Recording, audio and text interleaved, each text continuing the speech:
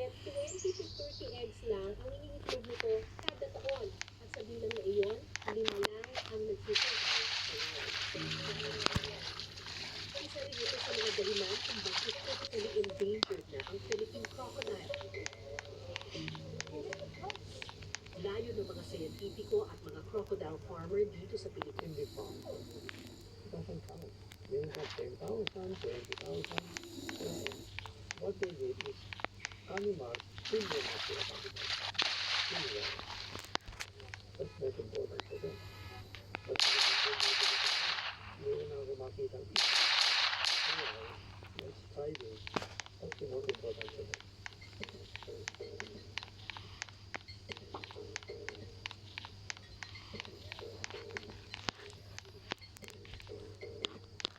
Dahil sa magandang track record nila ng pag-aalaga ng buhaya, ang crocodile farm na ito sa Tarlac ang napiling pansamantalang tahanan ni Dodong at Hulky bago sila pakawalan sa kalikasan.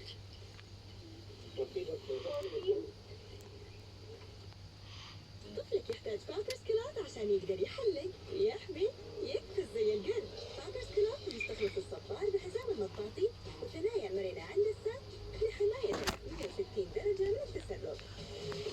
كده طفلك يتحرك بحرية. بامبرز كلوت حماية 360 درجة من التسرب بحركة الشقاوة.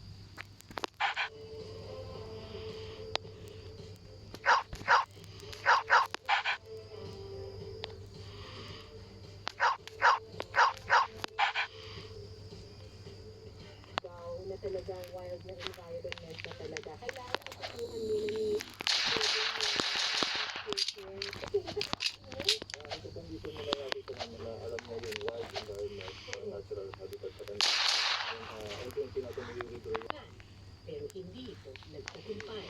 Sa mga sub-adult Philippine crocodile din siya, nirelease yun siya galing sa Pagpampalawan. Naka-cage siya, cement yung ng pen, tapos dinala siya directly sa Luzon. So pag-release doon, wala na siyang mga training, wala na siyang conditioning, talagang diretso, nirelease siya. So after a month, after maybe 3 weeks, wala siya doon sa mga tubig. Nandun siya pumunta sa mga tao. Parang nangihingi siya ng pagkain.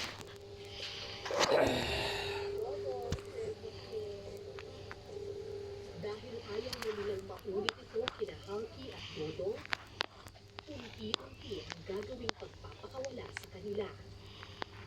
Narinig na namin itong si Dodong, malapit lang kami naturally aggressive. Nag-a-attack lang siya kapag siya'y nakona o nag-threaten siya, pero in this